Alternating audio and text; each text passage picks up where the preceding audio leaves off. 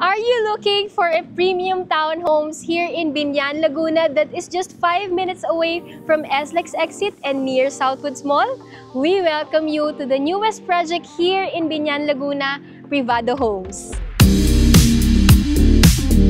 Hi guys! So ngayon, nandito tayo sa SLEX northbound, no? At ngayon, pupuntahan natin yung isa sa mga newest projects in Biñan, Laguna. This property is located in Barangay San Francisco, Biñan, Laguna, no? And 5 minutes away lang siya from Southwoods exit.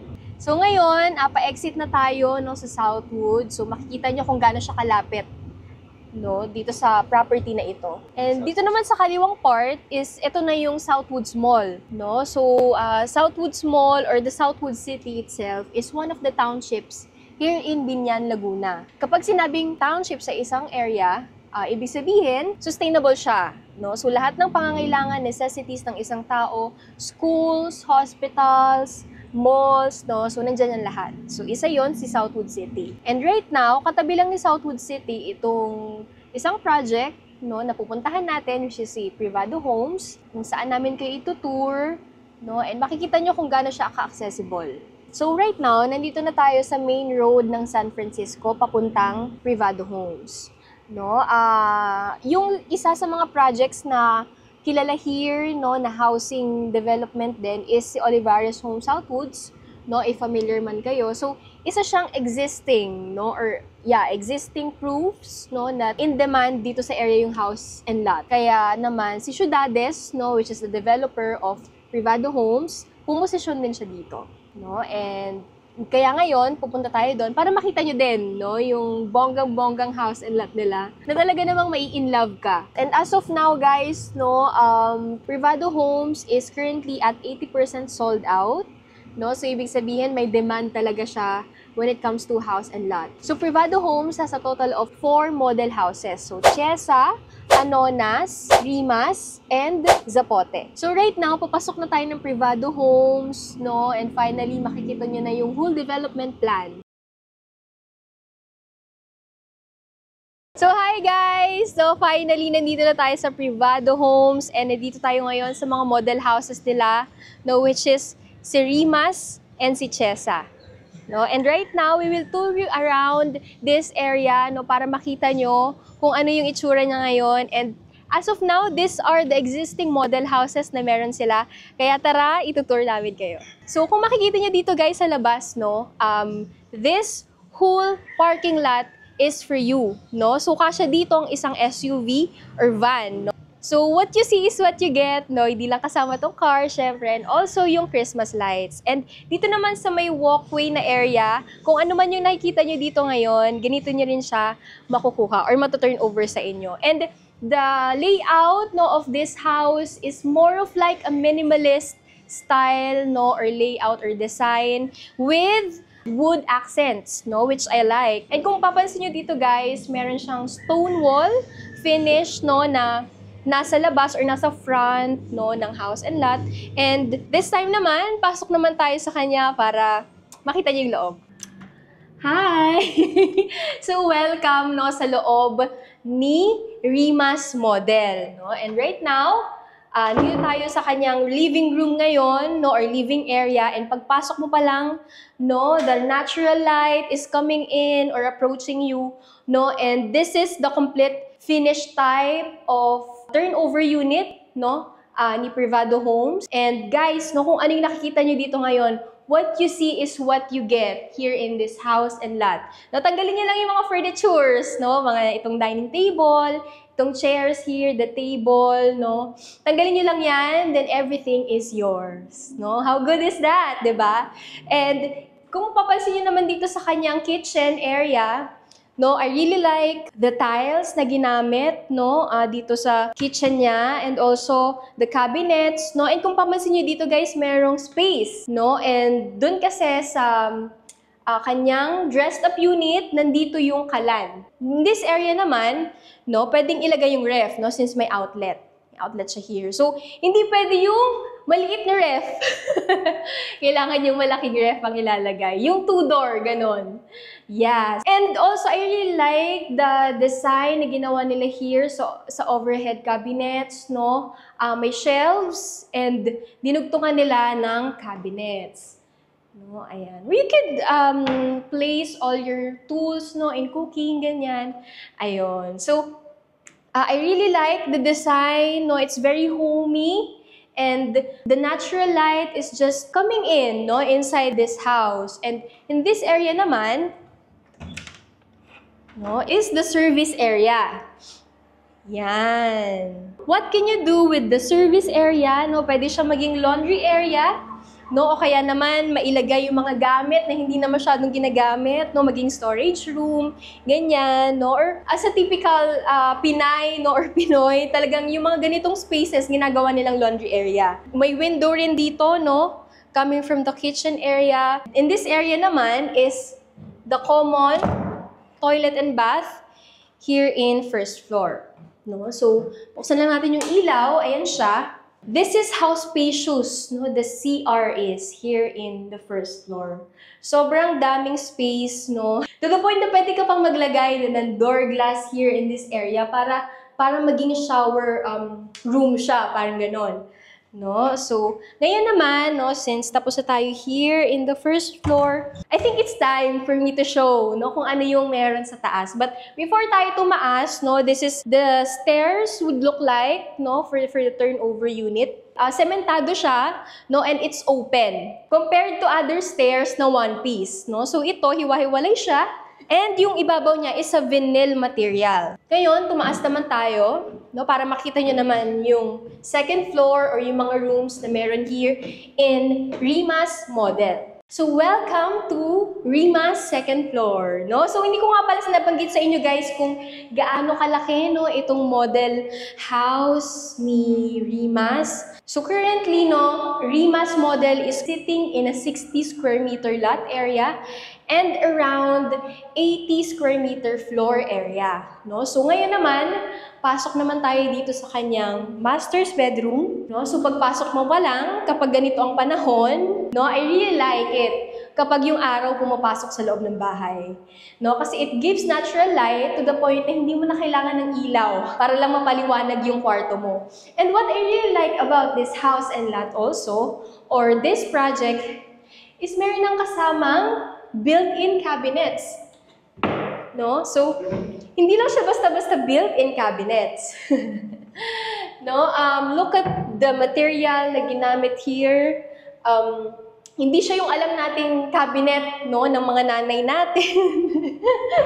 O kaya ng alam nating cabinet na nasa bahay. Yon. So, and this side naman, guys, is the master's toilet and bath, no? So, almost the same lang siya, or actually katulad talaga siya nung CR, no, or nung common CR sa baba, na parang pwede mo ring lagyan ng glass door here, no, for your shower room. And it's very spacious, no, pwede mag-TikTok, pwedeng sumayaw, very comfortable, no, kapag ikaw na yung gagamit. Ayan, so, since na-appreciate naman na natin itong master's bedroom ngayon, no, we will go here sa dalawang bedrooms pa na natitira, no, kasi this model has 3 bedrooms, no, and this is the second bedroom. Very sakto lang yung space niya for children, no, or for a teenager, where they can also enjoy, no, the view outside kasi may window naman din sila, and also meron din silang built-in cabinets. No, just like in the master's bedroom. Ayan. And also, kung mapapansin nyo guys, no, sa ceiling nito, ang taas. No, I think, ang ceiling niya is nasa 2.5 meters. No, so parang dalawang ako. Dalawang ako, no, bago ka makarating dun sa ceiling niya. Yung main reason kasi why high ceiling, no, yung mga properties sa ibang house and lots or here in Privado Homes is because it makes us feel like it's spacious. And ngayon naman, punta naman tayo sa last bedroom, no, ni Rima's model. And pagpasok mo, no, same lang sa layout ng kabila. So parang mirror lang siya ng other room, no, kasi nandito lang din naman yung cabinet, No, nandito lang din yung windows where they can enjoy the view. No, and also meron siyang slot, no, for a window type aircon. This is also good for maid's room, no, or kaya naman children's room pa rin, no. And what I also really like about this house and lot project, no, here in Binyan, is meron silang grills, no. Kung mapapansin nyo dun sa harap, meron silang grills to make it still look like aesthetically pleasing outside, no, kasi nga may mga aircons dito. So parang ayaw nilang ipinapakita yung mga aircons. Para naman uniformity pa rin, no, ng community. Na kahit ganyan siya, in theme pa rin yung grills, no, parehas pa rin ng color dun sa walls, ganyan, para hindi masyadong mapansin kung ano yung nandito sa baba, no, which I really like about it. And also, nalimutan ko rin palang i-share sa inyo, no, bago pa matapos ang video or ang tour natin sa model house na ito, master's bedroom also comes with one free split type aircon. And syempre, gusto ko namang ma-excite kayo, no, kung ano yung mga kasama sa turnover unit, no, ng Rimas model here in Privado Homes. The turnover unit would come with one free split type aircon, no? So, gano'n naman kasarap yun, guys. May built-in cabinets ka na to all bedrooms, no? And meron ka pang one free split type aircon. Sobrang livable, no? So, mga gamit mo na lang ang kailangan dito. And then, furnitures mo na lang talaga at mga appliances ang kailangan dito. And then, pwede ka nang mabuhay, no? Bakit? Kasi, again, malapit siya sa lahat. Very accessible ang location. And right now, we are here in the prime location, no, of Binyan. So, ngayon naman, no, hindi pa natatapos ang ating house tour dahil meron pang isang house model tayong itutour nor i-visit at ipapakita ko sa inyo yun. Are you excited? Tara! And finally, here we are, no, at our last and final model unit here at Privado Homes. Welcome to Tieza and Model Unit. So this house and lot is sitting at the lot area of 110 square meter and the floor area of around 106 square meter. No? So, tulad lang din, no, ng Rimas model. As you can see here in the facade, meron din siyang stone wall finish. And the windows is also here, no, sa front. And kung ano yung nakikita nyo ngayon dito, guys, this is what you all get. So, right now, unahin muna natin ang kanyang parking space, no, or parking lot. No? And as you can see, this is so spacious. And in this area, as you can see, no, ginawa niyang garden area, no? Kung may mga plantito or plantita man na nanonood sa atin, no? So I know you can enjoy this area kasi you can plant or lots of spaces dedicated for planting, no? Na alam kong may enjoy, no? Ng mga plantito, plantita, or mga soon. So to be plantito or plantita. And here naman sa carport niya, so this parking space can fit a van, an SUV, no problem at all. So once again, guys, welcome to Tieza Model, no? So pagpasok nyo pa lang, living area na ang bubungad sa inyo, no? And as you can see, this is a huge sofa, no, na nakikita nyo ngayon. This is actually good for families, no, or starting families, big families man yan, or small, no? This is one of the best options for you, no? Kasi bakit? Very spacious sa living area, no, where families could bond together, no, could have fun here, watch movie, no? And what I really like about this dress-up unit, no, sa ginawa nila, is the fluted panels, no? So, kung mapapansin nyo, it's very aesthetic, no? And as a Team Kahoy, I really appreciate this kind of colors na nilagay nila dito. May wood accent pa rin siya. And at the same time, hindi siya nawawala, no, sa theme. And at the same time, hindi nawawala yung pagka-homey niya. No, hindi ko alam kung ako lang yon, but yeah, I really appreciate this. And right now, punta naman tayo dito sa kanyang kitchen and dining area. No? So kung kaya niyo maglagay ng 6-seater sofa, kaya niyo mag-occupy ng 6-seater dining table, no? Where you could enjoy meals with your family, no? And still feels light, no? Kahit madami siyang upuan, no? Kasi very spacious from living area to the kitchen or dining area, you don't feel heavy, no, or you don't feel crowded, no, kasi na-maximize ng maayos yung spaces niya. And the things, no, or the furnitures na ginamit, hindi siya sobrang makalat tignan, no, and still in the theme when it comes to colors, no, to materials, ganyan. And here naman in the kitchen area, no, just like the Rimas model, guys, the same lang siya ng kitchen area, no, so yung cabinet lang kung mapapansin nyo, syempre mas mahaba siya.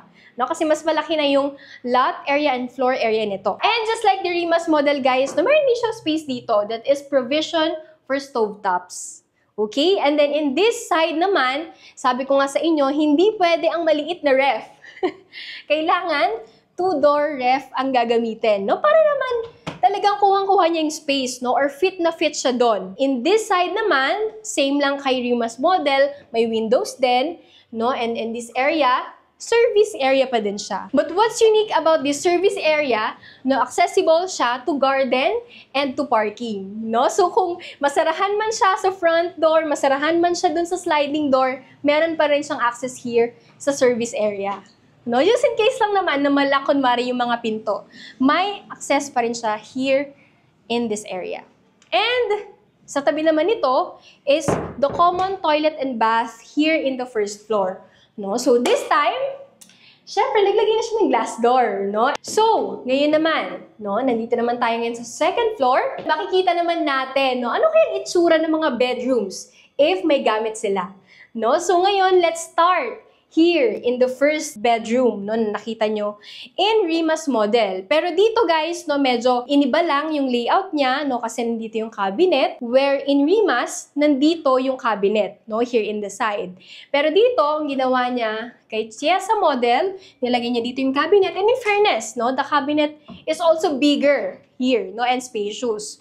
And in this side naman, dito naman niya nilagay yung aircon, no, for window type, aircons, ganyan. And kung mapapansin nyo, dalawang window, no, yung nilagay nila here sa bedroom, where you can use, no, or you can put a single beds, no, para mas ma-maximize pa yung spaces na natitira. Kaya naman ang ginawa nila dito, no, naglagay sila ng study area, no, or like a table, na ganyan lang kaliit, no, one-seater table, ayan. And now, let's go to the other room. Ito, almost the same lang, no, nang nakita natin sa first room. Pero, ito, medyo mas maliit lang siya, no, compared to the second room. And also, dalawang windows, no, na magkatabi, yung inilagay here. And finally, no, the last and the most beautiful bedroom here in Chiesa model. Welcome to the master's bedroom. Ang ganda, guys, no? So, pagpasok pa lang, the lights, no? Kung di nyo man napapansin, lagi kong sinasabi, I really love the lights, the natural lights, no, from the outside